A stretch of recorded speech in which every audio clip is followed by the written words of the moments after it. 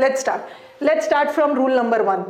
और मैंने यहाँ पे बोला कि ये जो मैं रूल्स ऑफ ग्रामर करवा रही हूँ ये बहुत स्मार्ट स्टडी कर रहे हैं। स्मार्ट स्टडी कर रहे हैं कि इंस्टेड ऑफ मगिंग इतने सारे रूल्स, हम बहुत नटशेल में ही, बहुत कम में ही, एक ही रूल में बहुत सारा चीज कवर कर लेंगे, इसीलिए ध्यान से सुनोगी।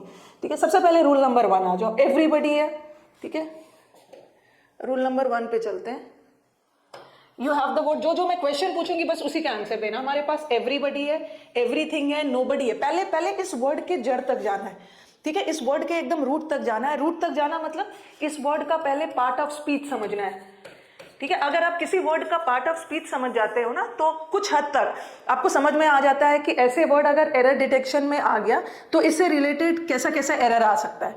तो सबसे पहले मैं आपसे पूछती हूँ, एवरीबडी, एवरीथिंग, नोबडी, नथिंग, इसका पार्ट ऑफ स्पीच बताना क्या है। नाउन है, प्रोनाउन है, एडवर्ब है, एडजेक्टिव है, क्या है ये? इसका पार्ट ऑफ स्पीच बताना। पार्ट ऑफ स्पीच बताना, पार्ट ऑफ स्पीच बताना। कोई इधर उधर का क्वेश्चन नहीं पूछेगा, इन लिeu ऑफ और वो सब नहीं। पार्ट ऑफ स्पीच बताना। ये प्रोनाउन है, ये प्रोनाउन है, वेरी गुड, ये प्रोनाउन है, एकदम सब शांत रहेंगे। ये प्रोनाउन है। सेंटेंस बना के देखो, मैंने लिखा एवरीबडी, ये देखो मैंने लिखा, एक सेंटेंस बनाया, everybody is present. Everybody is present, ये इज क्या है? वर्ब, और हर वर्ब का अपना सब्जेक्ट होता है। ये जो इज लगा है किसके लिए लगा है? एवरीबडी के लिए। और हर वर्ब का अपना सब्जेक्ट होता है, और किसी भी वर्ड को सब्जेक्ट होने के लिए क्या होना है? नाउन या प्रोनाउन। सभी प्रेजेंट थे, तो ये सभी किसके लिए यूज हो रहा होगा? किसी लोग के लिए, ये पीपल के लिए यूज हो रहा होगा। पीपल नाउन है और इस नाउन के बदले ही प्रोनाउन यूज होगा। तो ये जो एवरीबडी है ये प्रोनाउन। तो सबसे पहले हमने इस वर्ड का क्या देखा? पार्ट ऑफ स्पीच देखा। देखो यहीं पे हम सारा कवर कर लेंगे। यहाँ पे सारा कवर करना मतलब कि इस वर्ड से एग्जाम में कैसा कैसा एरर आता है। पहला तो आपने ये सीखा कि ये वर्ड प्रोनाउन है। ठीक है, ये everybody, everything, nobody, nothing, somebody, something, all these are pronouns. और दूसरा डिफरेंस आपने क्या देखा कि एवरीबडी लोगों के लिए यूज होता है और एवरीथिंग चीजों के लिए। उसी तरह नोबडी लोगों के लिए, नथिंग चीजों के लिए। दूसरा चीज आपने ये सीखा। और तीसरा चीज आपको क्या ध्यान रखना है, जब ये एवरीबडी का पार्ट ऑफ स्पीच क्या है? प्रोनाउन। और प्रोनाउन का कैरेक्टरिस्टिक क्या होता है? प्रोनाउन का मेन फीचर क्या होता है? प्रोनाउन का मेन कैरेक्टरिस्टिक होता है सिंगुलर और प्लूरल बनना। सिंगुलर और प्लूरल बनना। और हमारा जितना भी 8 पार्ट ऑफ स्पीच है, you have 8 parts of speech, और 3 ही पार्ट ऑफ स्पीच है जिसका टेंडेंसी है सिंगुलर और प्लूरल बनने का। एक तो नाउन का सिंगुलर प्लूरल होता है, एक तो प्रोनाउन का सिंगुलर प्लूरल होता है, और दूसरा सिंगुलर प्लूरल किसका होता है? वर्ब का। ठीक है, तो सिंगुलर और प्लूरल बनने की टेंडेंसी किसकी होती है? या तो नाउन, या तो प्रोनाउन, या तो वर्ब। तो ये सारे वर्ड्स प्रोनाउन है, तो प्रोबेबिलिटी है ये प्रोनाउन है, और प्रोनाउन की टेंडेंसी होती है सिंगुलर और प्लूरल बनने की। तो इससे रिलेटेड सिंगुलर और प्लूरल का भी एरर आ सकता है। सिंगुलर प्लूरल का एरर मतलब सब्जेक्ट वर्ब का। ठीक है, सब्जेक्ट वर्ब का एरर आ सकता है सिंगुलर और प्लूरल का। यस, सेंटेंस देखना, सिंगुलर प्लूरल का एरर आ सकता है। अब पहला सेंटेंस देखो, everybody is or are ready to. देखो जब भी रूल समझाया जाता है ना तो छोटे छोटे सेंटेंसेस से समझाया जाता है। ठीक है, और जब हम प्रैक्टिस करेंगे तो हमारे जो प्रीवियस में आ चुका है, थोड़े सेंटेंसेस लेंथी करेंगे बट कॉन्सेप्ट तो छोटे छोटे से सीखेंगे। ये देखो एवरीबडी, एवरीबडी हमारे सेंटेंस का सब्जेक्ट है और ये प्रोनाउन है, और प्रोनाउन का काम होता है सिंगुलर और प्लूरल बनना, और एवरीबडी सिंगुलर होता है। ठीक है, एवरीबडी सिंगुलर होता है तो एवरीबडी के साथ इज लगेगा, आर नहीं लगेगा। और दूसरा, everybody is or are ready to do, इसका देखो पोजेसिव एडजेक्टिव, ये सब पोजेसिव एडजेक्टिव है। Everybody is or are ready to do his or their work. Answer बताइए, हिज होगा, हिज। क्यों? क्योंकि एवरीबडी सिंगुलर होता है। अगर एवरीबडी सिंगुलर है तो उसका पोजेसिव भी बनेगा सिंगुलर ही, हिज नहीं होगा, सॉरी देयर नहीं होगा, हिज होगा। अगर ऑप्शन में हर भी रहता, वैसे हिज भी सिंगुलर है और हर भी सिंगुलर है, अगर ऑप्शन में हर भी होता ना, बट फिर भी हम किसको मानते हैं? हिज को, बिकॉज एवरीबडी में जेंडर क्लियर नहीं हो रहा, मेल है कि फीमेल है, और जब मेल फीमेल क्लियर नहीं है तो हम किसको मानते हैं? मेल को मानते हैं। मेल डोमिनेटेड सोसाइटी, मेल को मानते। एक तो ये एरर आता है एवरीबडी, जहां भी आपको एवरीबडी दिख गया ना तो आप देख लेना है कि सिंगुलर और प्लूरल वाला एरर चेक कर लेना है। एवरीबडी सिंगुलर है, इज लेगा, ये भी इज ले। नेक्स्ट वाला सेंटेंस बताओ, मेरा क्लास मंडे से सैटरडे हर दिन है। Anybody can do the work if they try. इसका आंसर बताइए कमेंट बॉक्स में, सिर्फ आंसर, कमेंट बॉक्स में आपके सिर्फ आंसर्स आने चाहिए। आंसर बताओ। नहीं मनोज, ये सिंगुलर होता है। ये जो एवरीबडी, एवरीथिंग, नोबडी होता है ना, ये सब सिंगुलर प्रोनाउंस है। कुछ नाउन सिंगुलर भी होता है, प्लूरल भी होता है, वैसे कुछ प्रोनाउंस भी। देखो ही सिंगुलर है, ही का दे, तो ही हमेशा सिंगुलर, दे हमेशा प्लूरल। लेकिन ये सारे प्रोनाउंस ये सारे प्रोनाउन सिंगुलर होते हैं, ठीक है, सारा सिंगुलर है। हाँ, आंसर बताइए। Anybody can do the work if they try, error यहाँ पे, एनीबडी सिंगुलर है, एनीबडी सिंगुलर है ना, तो इसके साथ दे नहीं लगेगा, इसके साथ ही लगेगा, और ही लग गया तो क्या हो गया, ट्राइस, ट्राइस, ट्राइस। नेक्स्ट वाला स्लाइड, नेक्स्ट वाला एक, हाँ, अब नेक्स्ट वाला सेंटेंस बताओ। नथिंग बट सम बुक्स, या नथिंग भी सिंगुलर होता है, ठीक है, नथिंग, नोबडी, एनीबडी सब सिंगुलर होता है, तो आपने साथ वर्ब भी सिंगुलर ले। Nothing but some books was or were available, ये एग्जाम का बहुत फेवरेट क्वेश्चन है, ये कई बार आपके एग्जाम में आया है, बहुत फेवरेट क्वेश्चन है। कुछ बच्चों का आंसर वॉज आ रहा है, कुछ बच्चों का आंसर वर आ रहा है। हम इंडियंस की हैबिट क्या होती है ना, पहले हम हिंदी में ट्रांसलेट करते हैं, ठीक है, हिंदी और इंग्लिश का कोई लेना देना नहीं है, दोनों बिल्कुल अलग है, दोनों बिल्कुल अलग है। तो don't do the translation, because if you go by translation ना, तो देयर आर चांसेस कि आप एरर कर दोगे, क्योंकि आप इसको हिंदी में ट्रांसलेट करोगे। नथिंग, बुक्स को छोड़कर कुछ भी अवेलेबल नहीं था, इसका मतलब आपको लगेगा अवेलेबल तो बुक्स था और बहुत सारे बुक्स है, आप वर्ड लगाओगे, बट आंसर वॉज होगा। बट क्यों, क्यों सम बुक्स वॉज अवेलेबल, अब मुझे इसका आंसर, हाँ, वर्ड नहीं होगा, वर्ड नहीं होगा, वॉज होगा, वॉज होगा। क्यों, आप बोलोगे कि मैम अवेलेबल तो बुक्स था, इतने सारे बुक्स है तो वर्ड लगना चाहिए ना, बिकॉज हमें ट्रांसलेशन नहीं देखना है, ठीक है, हमें ट्रांसलेशन नहीं देखना है, हमें ग्रामेटिकल स्ट्रक्चर देखना है। अब मुझे बताओ कि यहाँ का बट किसका काम कर रहा है, क्योंकि मैंने इस चैनल पे आपको बहुत सारे क्लासेस करवा भी दिए हैं, तो आपके लिए और भी चीज़ें इजी हो जानी चाहिए। मैंने आपको बताया है कि बट किसका काम करता है। बट सेंटेंस में कंजंक्शन का, ऐसा नहीं है, कई बार मैं बच्चों से पूछती हूँ तो बच्चे आंसर बताते हैं कि मैम इसका आंसर वॉज होगा, और मैं पूछती हूँ कि क्यों होगा, तो वो बोलते हैं मैम ऐसे ही होता है, रट लेना है, इसको रटना नहीं है, इसके पीछे भी लॉजिक है। बट कंजंक्शन का काम भी करता है और बट प्रेपोजिशन का काम भी करता है, ठीक है। जहाँ जहाँ बट कंजंक्शन का काम करता है उसका मीनिंग निकलेगा लेकिन, एक बट प्रेपोजिशन का भी काम करता है, वहां बट का मतलब निकलता है एक्सेप्ट, एक्सेप्ट का मतलब होता है के सिवाय, थोड़ा स्पेलिंग हिंदी का इधर उधर भी हो जाएगा ना, माफ कर देना, के सिवाय, के सिवाय, बता रही हूँ के सिवाय। अब ये सेंटेंस देखना, मैंने सेंटेंस लिखा, ही वर्कड हार्ड, थोड़ा सा स्पीड में, हमें बहुत सारे रूल्स करने हैं। He worked hard but he failed, उसने कड़ी मेहनत की लेकिन फेल हो गया, तो यहाँ का बट क्या है, उसने कड़ी मेहनत की लेकिन फेल हो गया, तो यहाँ का बट कंजंक्शन का काम कर रहा है, ठीक है। ही देखो, ही क्या है, सब्जेक्ट, वर्ब क्या है, वर्ब, सब्जेक्ट वर्ब मिलके क्लॉज, ही क्या है सब्जेक्ट, फेल क्या है वर्ब, सब्जेक्ट वर्ब मिलके क्लॉज, और यहाँ पे बट दो क्लॉज को जोड़ रहा है, तो यहाँ का बट तो कंजंक्शन है। लेकिन यहाँ का बट देखो, यहाँ का बट दो क्लॉज को नहीं जोड़ रहा है, यहाँ बट का मतलब लेकिन नहीं निकल रहा है, यहाँ बट का मतलब निकल रहा है एक्सेप्ट, यहाँ बट का मतलब निकल रहा है के सिवाय, बुक्स के सिवाय कुछ भी प्रेजेंट नहीं था, तो यहाँ का जो एक्सेप्ट है प्रेपोजिशन का काम कर रहा है, ठीक है, कंजंक्शन का नहीं। और जब भी सेंटेंस में प्रेपोजिशन आ गया, हम मेन सब्जेक्ट किसको मानते हैं, जो प्रेपोजिशन से पहले नथिंग है, ठीक है, प्रेपोजिशन से पहले नथिंग है, और नथिंग सिंगुलर होता है, इसलिए वॉज होगा, वॉज, ठीक है, यस, वॉज होगा। यहाँ कंजंक्शन का काम नहीं कर रहा है, यहाँ प्रेपोजिशन का काम कर रहा है बट, और मेन सब्जेक्ट किसको मानते हैं, प्रेपोजिशन से पहले वाला, ये नथिंग मेन सब्जेक्ट है, प्रोनाउन है और सिंगुलर होता है, इसलिए वर्ब भी सिंगुलर। अब मुझे फोर्थ वाले सेंटेंस का एरर बताइए, फोर्थ वाले सेंटेंस में क्या एरर है, कोई कुछ अभी बात नहीं करेगा, बस मुझे आंसर बताएंगे। Nothing but some students was present ना, नो एरर नहीं है नो एरर नहीं है, एरर है, एरर है, एरर है, नो एरर कहाँ से है, नहीं है, एरर है। पहले देखो वर्ब सही है ना, हर समय आपको सब एंगल से देखना है ना। अब पहले वर्ब देख लो, वर्ब तो सही है क्योंकि यहाँ का नथिंग सब्जेक्ट है, ये प्रेपोजिशन है, नथिंग सब्जेक्ट है, सिंगुलर है, तो वर्ब भी सिंगुलर, बट गड़बड़ी कहीं और पे। याद रखना है कि हर बार वर्ब ही गलत नहीं होता है, कई बार हमारा सब्जेक्ट भी गलत होता है। ये देखो, ये बोल रहे हैं स्टूडेंट्स को छोड़कर कोई भी प्रेजेंट नहीं थे, स्टूडेंट्स को छोड़कर एक व्यक्ति भी प्रेजेंट नहीं था, तो स्टूडेंट तो पर्सन है ना, पर्सन का कंपैरिजन पर्सन से होगा, पर्सन का कंपैरिजन किसी थिंग से नहीं होगा, इसलिए यहाँ पे आंसर इज नथिंग नहीं है, नोबडी होगा, yes, nobody is the correct answer. Next, every section, sorry, चलो मैं थोड़ा इसको हटाती हूँ, बोर्ड गंदा करने की मुझे बहुत हैबिट है, मैं साफ करती हूँ, वॉज होगा, ठीक है, यहाँ पे, और यहाँ पे नोबडी होगा। चलो अब मुझे बताओ, everyone section of the society is feeling the pinch of rising prices and corruptions, ठीक है, मैंने सोसाइटी का हर क्षेत्र, सोसाइटी का हर पहलू फेस कर रहा है जो प्राइस इंक्रीज हो रहा है। आंसर बताइए। आंसर बच्चे सही दे रहे हैं, यहाँ पे एरर है, यहाँ पे एरर है क्या, यहाँ पे एवरीवन नहीं होना चाहिए, यहाँ पे एवरी होना चाहिए, बट बताओ क्यों, everyone सेक्शन नहीं होगा, every सेक्शन होगा। बट क्यों? इसके पीछे लॉजिक बताइए, लॉजिक बताइए, लॉजिक बताइए, लॉजिक बताइए कि इसके पीछे लॉजिक क्या है। अगर सेशंस अच्छे लग रहे हैं, सेशंस अच्छे लग रहे हैं तो लाइक कर दीजिएगा भाई। 822 वॉचिंग है और 426 ही लाइक है, और शेयर करते जाइएगा सेशन को।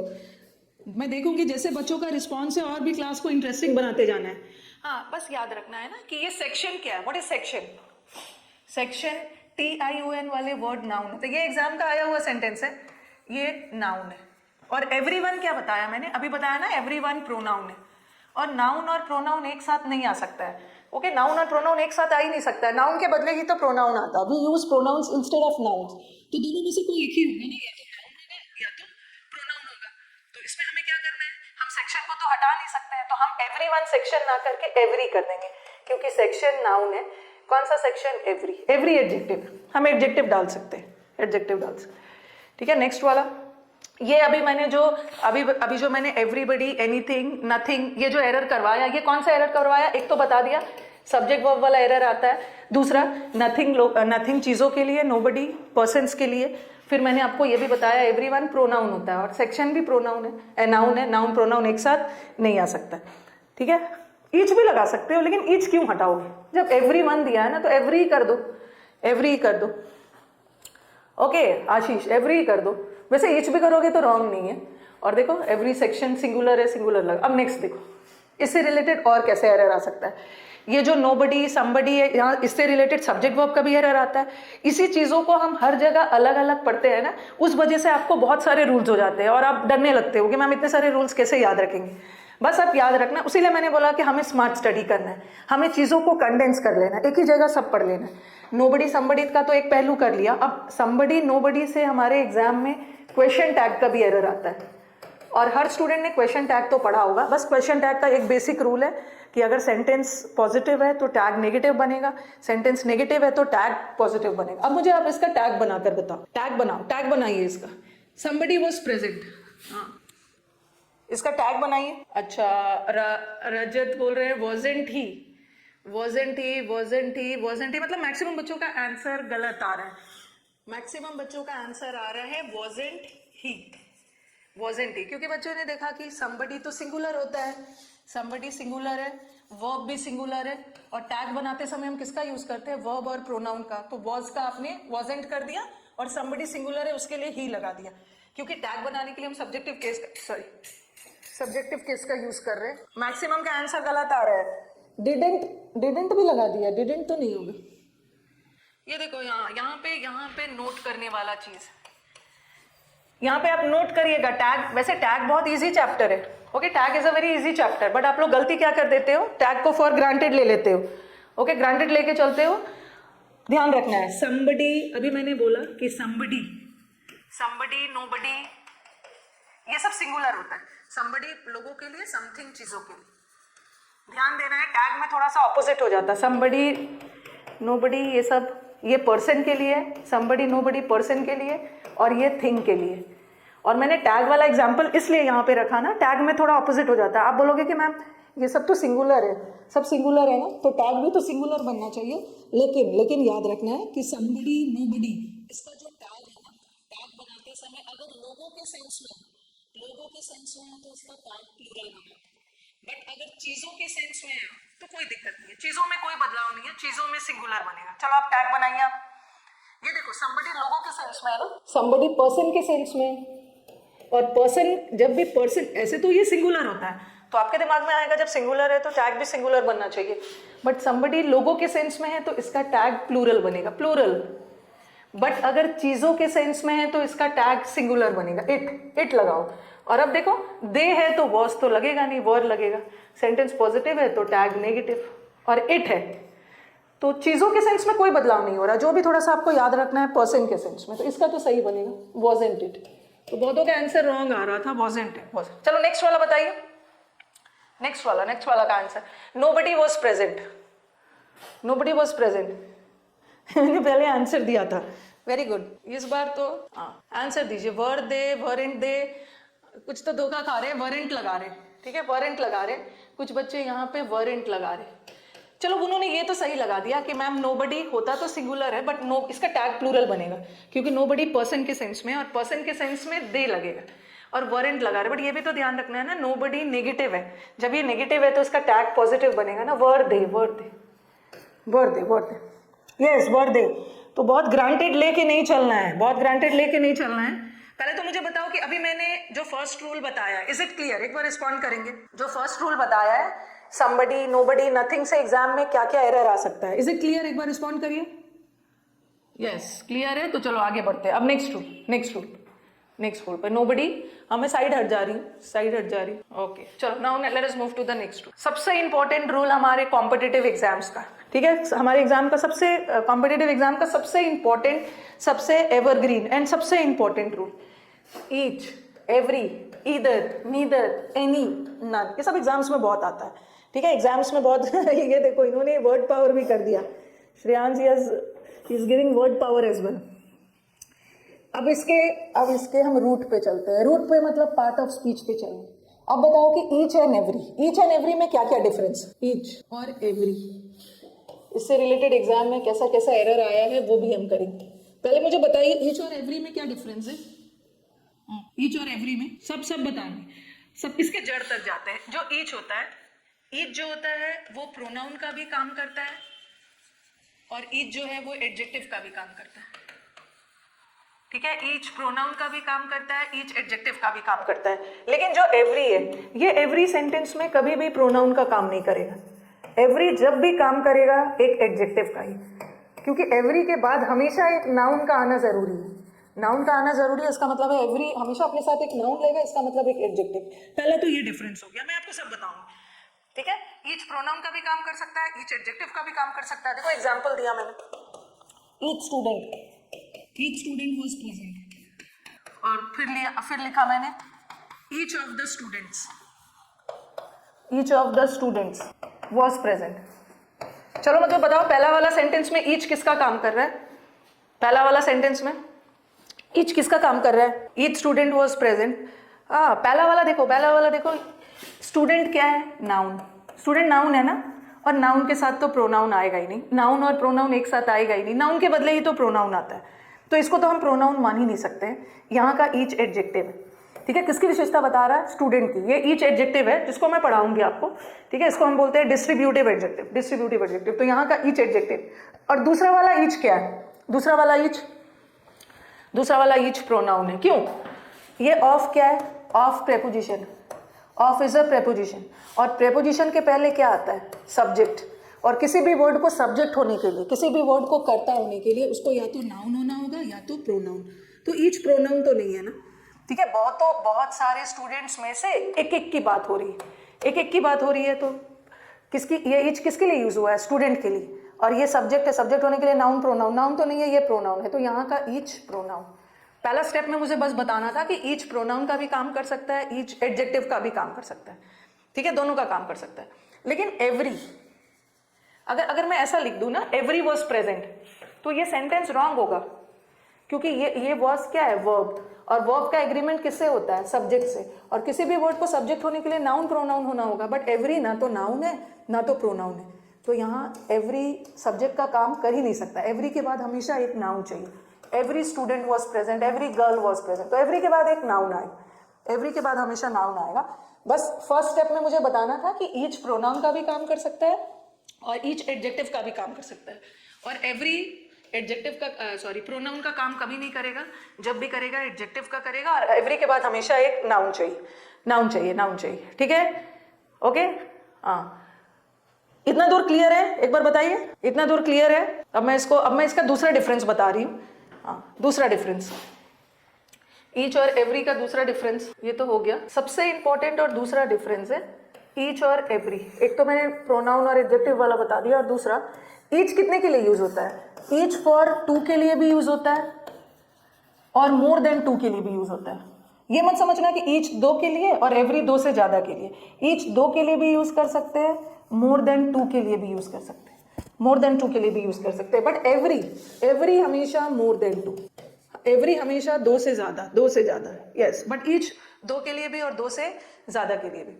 ठीक है, एवरीवन वाज प्रेजेंट, ठीक हो, हाँ, यस एवरीवन वाज प्रेजेंट, ठीक है, ओके, हाँ, ओके, दोनों के लिए यूज होता है। अब देखो इससे कैसे एरर आया है, एग्जाम्स में एरर कैसा आया हुआ है बता रही हूँ। और दूसरी बात मैंने लिखा ईच ऑफ द स्टूडेंट्स, आप बोलोगे ना, आप मुझे बोलोगे कि मैम एक सेंटेंस में तो आपने लिखा था ईच स्टूडेंट, एक सेंटेंस में तो आपने ईच के साथ स्टूडेंट लगाया था, ईच के साथ स्टूडेंट लगाया था, और दूसरे में जब ऑफ आ गया तो यहाँ पे एस लगा दिया। क्यों?